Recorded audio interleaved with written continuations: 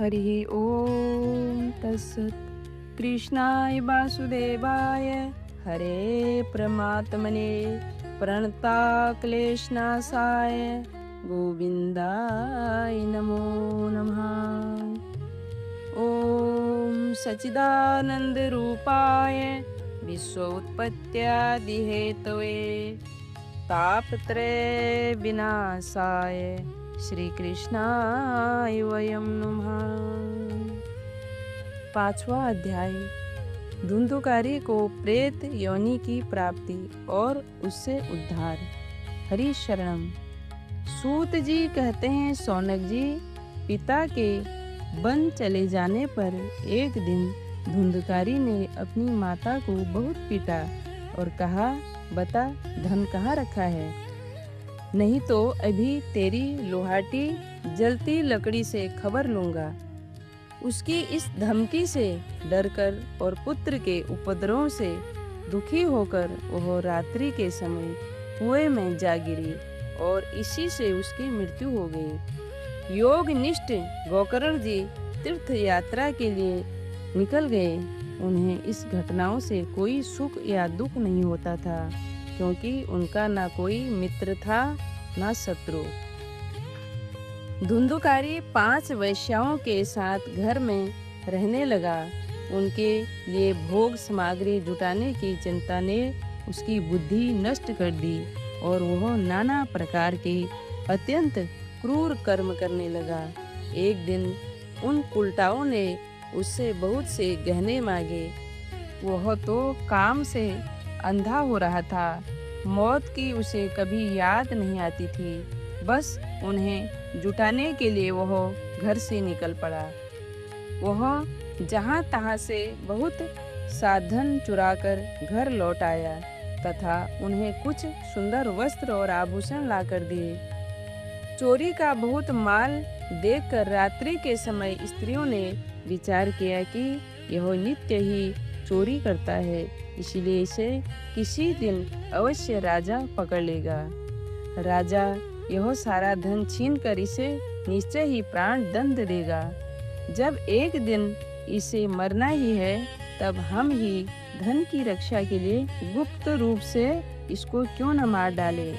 इसे मारकर हम इसका माल मत्ता लेकर जहाँ कहीं चली जाएंगे। ऐसी निश्चय कर उन्होंने सोए हुए धुंधुकारी को रस्सियों से कस दिया और उसके गले में फांसी लगाकर उसे मारने का प्रयत्न किया। इससे जब वह जल्दी ना मरा तो उन्हें बड़ी चिंता हुई। तब उन्होंने उसके मुख पर बहुत से दहकते अंगारे डाले। इससे वह अग्नि की लपटों से बहुत छटपटाकर मर गया। उन्होंने उसके शरीर को एक गड्ढे में डालकर गाड़ दिया। सच है, स्त्रियां प्राय बड़ी दुस्साहसी होती हैं। उनके इस कृत्य का किसी को भी पता न चला। लोगों के पूछने पर कह देती थी कि हमारे प्रियतम पैसे के लोभ से अब की बार कहीं दूर चले गए हैं, इसी वर्ष के अंदर लौट आएंगे। बुद्धिमान पुरुषों को दुष्टा स्त्रियों का कभी विश्वास नहीं करना चाहिए। जो मूर्ख इनका विश्वास करता है उसे दुखी होना पड़ता है। इनकी वाणी तो अमृत के समान कामियों के हृदय में रस का संचार करते हैं, किंतु हृदय छुरे के धार के समान तीक्ष्ण होता है। भला इन स्त्रियों का कौन प्यारा है। वे उल्टाएं धुंधुकारी की सारी संपत्ति समेटकर वहां से चंपत हो गई। उनके ऐसे न जाने कितने पति थे और धुंधुकारी अपने कुकर्मों के कारण भयंकर प्रेत हुआ। वह बमंडर के रूप में सर्वदा 10 दिशाओं में भटकता रहता था तथा शीत घाम से संतप्त और भूख प्यास से व्याकुल होने के कारण हाय देव चिल्लाता रहता था, परंतु उसे कहीं भी कोई आश्रय न मिला। कुछ काल बीतने पर गोकर्ण ने भी लोगों के मुख से धुंधुकारी की मृत्यु का समाचार सुना। तब उसे अनाथ समझकर उन्होंने उसका गयाजी में श्राद्ध किया और भी जहाँ जहाँ वे जाते थे उसका श्राद्ध अवश्य करते थे। इस प्रकार घूमते घूमते गोकर्ण जी अपने नगर में आए और रात्रि के समय दूसरों की दृष्टि से बचकर सीधे अपने घर के आंगन में सोने के लिए पहुंचे।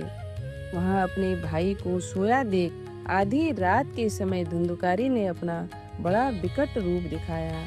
वह कभी भेड़ा, कभी हाथी, कभी भैंसा, कभी इंद्र और कभी अग्नि का रूप धारण करता। अंत में वह मनुष्य के आकार में प्रकट हुआ। ये विपरीत अवस्थाएं देखकर गोकर्ण ने निश्चय किया कि यह कोई दुर्गति को प्राप्त हुआ जीव है। तब उन्होंने उससे धैर्यपूर्वक पूछा। गोकर्ण जी ने कहा, तू कौन है? रात्रि के समय ऐसे भयानक रूप क्यों दिखा रहा है? तेरी यह दशा कैसे हुई? हमें बता तो सही। तू प्रेत है, पिशाच है अथवा कोई राक्षस है? सूत जी कहते हैं, गोकर्ण के इस प्रकार पूछने पर वह बार बार जोर जोर से रोने लगा। उसमें बोलने की शक्ति नहीं थी, इसीलिए उसने केवल संकेत मात्र किया।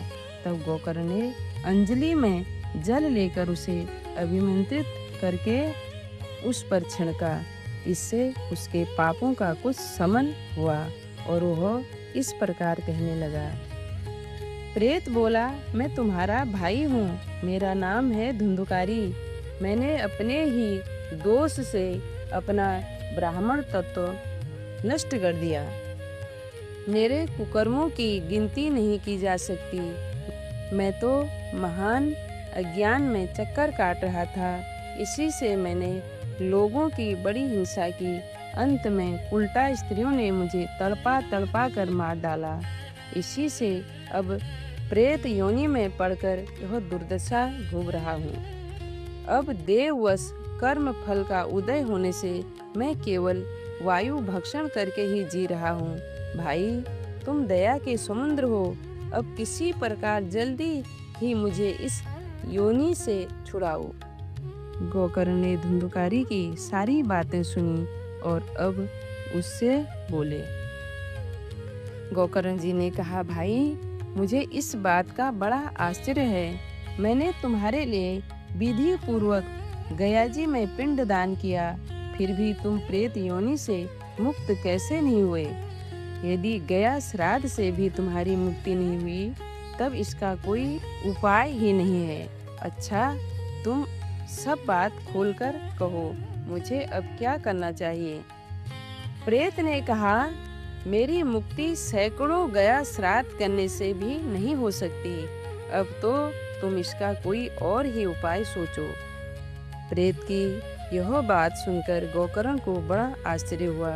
वे कहने लगे, यदि सैकड़ों गया श्राद्धों से भी तुम्हारी मुक्ति नहीं हो सकती, तब तो तुम्हारी मुक्ति असंभव ही है। अच्छा, अभी तो तुम निर्भय होकर अपने स्थान पर रहो। मैं विचार करके तुम्हारी मुक्ति के लिए कोई दूसरा उपाय करूंगा। गोकर्ण की आज्ञा पाकर धुंधुकारी वहां से अपने स्थान पर चला आया। इधर गोकर्ण ने रात भर विचार किया, तब भी उन्हें कोई उपाय नहीं सूझा। प्रातः काल उनको आया देख लोग प्रेम से उनसे मिलने आए। तब गोकर्ण ने रात में जो कुछ जिस प्रकार हुआ था वह सब उन्हें सुना दिया। उनमें जो लोग विद्वान, योग निष्ठ, ज्ञानी और वेदज्ञ थे, उन्होंने भी अनेकों शास्त्रों को उलट पलट कर देखा तो भी उसकी मुक्ति का कोई उपाय न मिला। तब सबने यही निश्चय किया कि इस विषय में सूर्य नारायण जो आज्ञा करे वही करना चाहिए।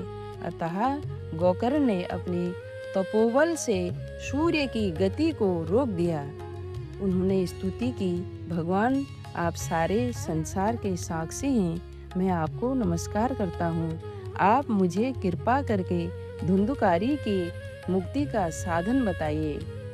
गोकर्ण की यह प्रार्थना सुनकर सूर्य देव ने दूर से ही स्पष्ट शब्दों में कहा, श्रीमद् भागवत से मुक्ति हो सकती है, इसलिए तुम उसका सप्ताह पारायण करो। सूर्य का यह धर्ममय वचन वहां सभी ने सुना। तब सब ने यही कहा कि प्रयत्न पूर्वक यही करो, है भी यह साधन बहुत सरल।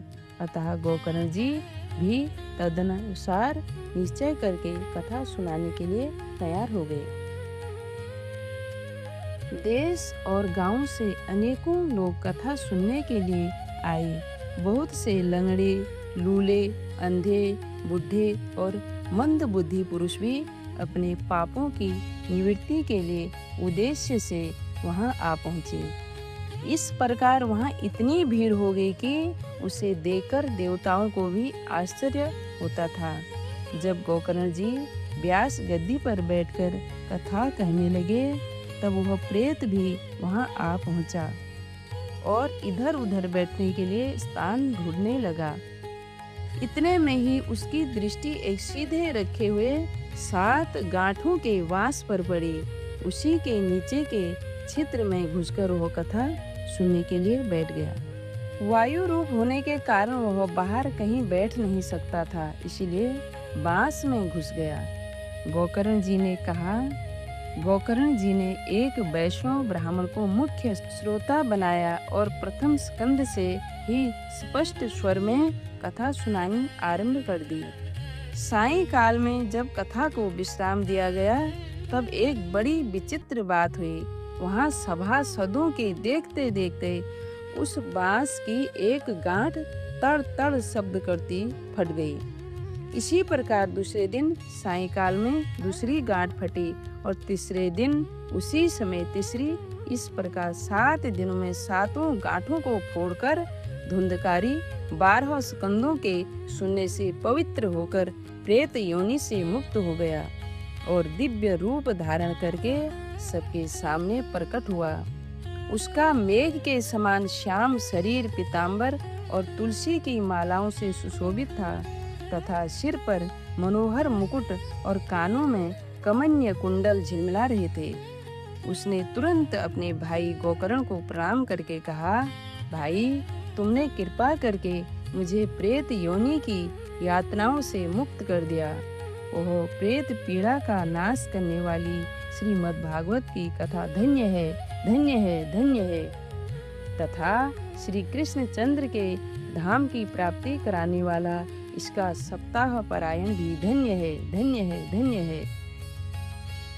जब सप्ताह श्रवण का योग लगता है, तब सब पाप थरा उठते हैं कि अब यह भागवत की कथा जल्दी ही हमारा अंत कर देगी। जिस प्रकार आग गीली, सूखी, छोटी बड़ी सब तरह की लकड़ियों को जला डालती है, उसी प्रकार यह सप्ताह श्रवण मन, वचन और कर्म द्वारा किए हुए नए पुराने छोटे बड़े सभी प्रकार के पापों को भस्म कर देता है। विद्वानों ने देवताओं की सभा में कहा है कि जो लोग इस भारत वर्ष में श्रीमद् भागवत की कथा नहीं सुनते, उनका जन्म व्यर्था ही है।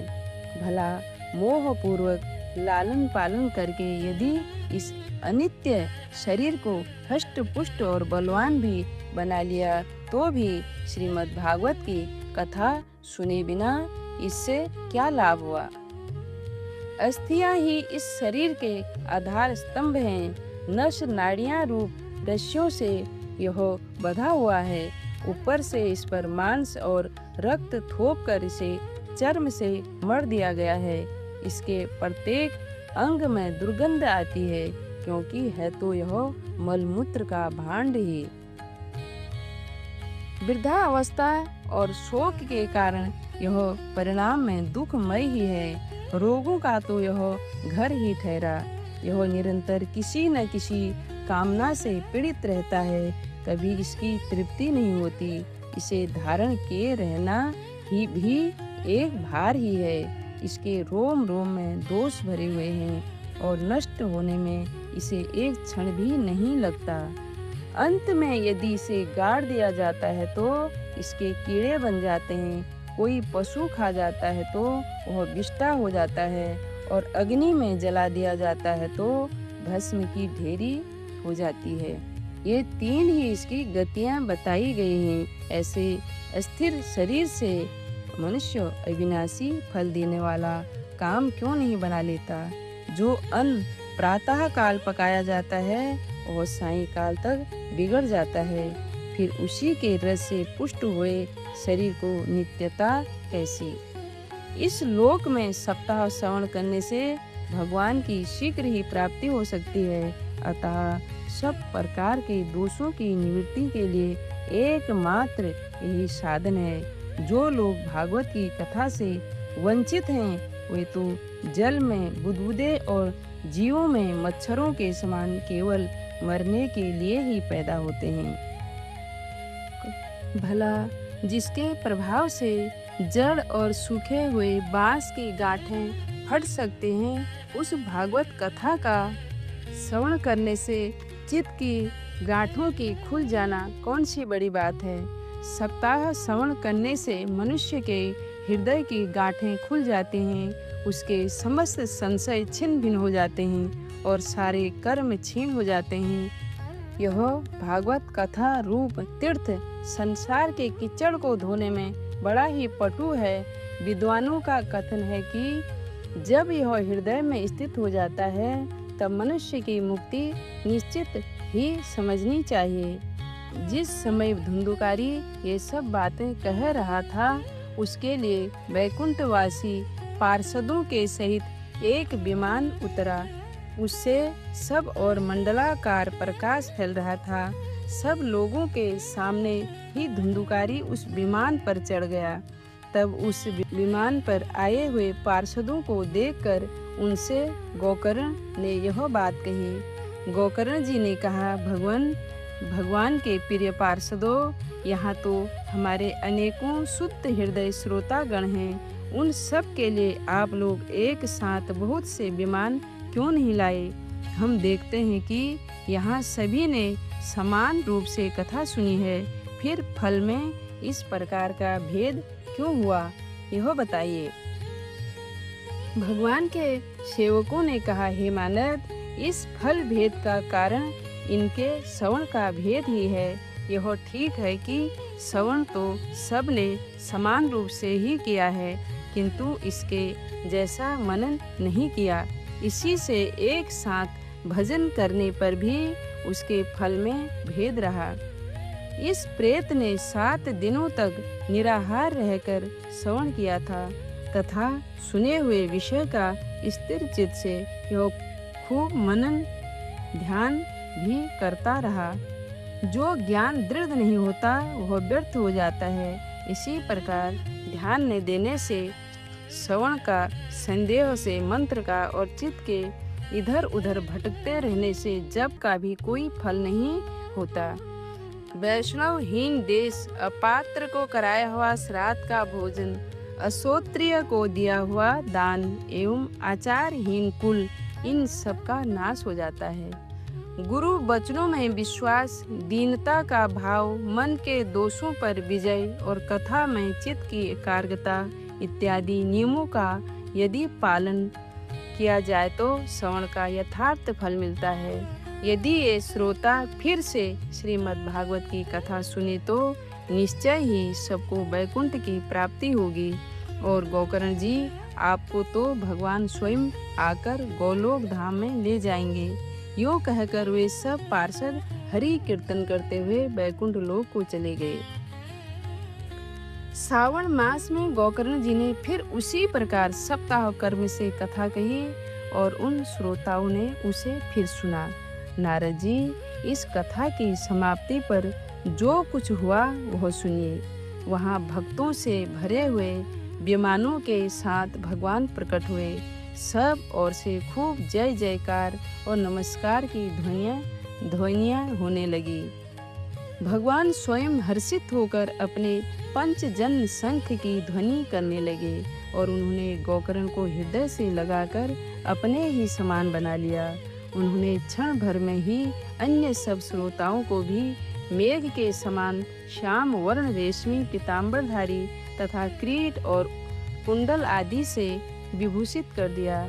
उस गांव में कुत्ते और चंडाल प्रेतन जितने भी जीव थे वे सभी गोकर्ण जी की कृपा से विमानों पर चढ़ गए तथा जहाँ योगी जन जाते हैं उस भगवत धाम में वे भेज दिए गए। इस प्रकार भक्त वत्सल भगवान श्री कृष्ण कथा श्रवण से प्रसन्न होकर गोकर्ण जी को साथ ले अपने ग्वाल बालों के प्रिय गोलोक धाम में चले गए। पूर्व काल में जैसे अयोध्यावासी भगवान श्री राम के साथ साकेत धाम सिधारे थे, उसी प्रकार भगवान श्री कृष्ण उन सब को योगी दुर्लभ गोलोक धाम को ले गए, जिस लोक में सूर्य चंद्रमा और सिद्धों की भी गति नहीं हो सकती। उसमें वे श्रीमद्भागवत श्रवण करने से चले गए। नारद जी सप्ताह यज्ञ के द्वारा कथा श्रवण करने से जैसा उज्जवल फल संचित होता है, उसके विषय में हम आपसे क्या कहें। अजी जिन्होंने अपने कर्णपुट से गोकर्ण जी की कथा के एक अक्षर का भी पान किया था, वे फिर माता के गर्भ में नहीं आए।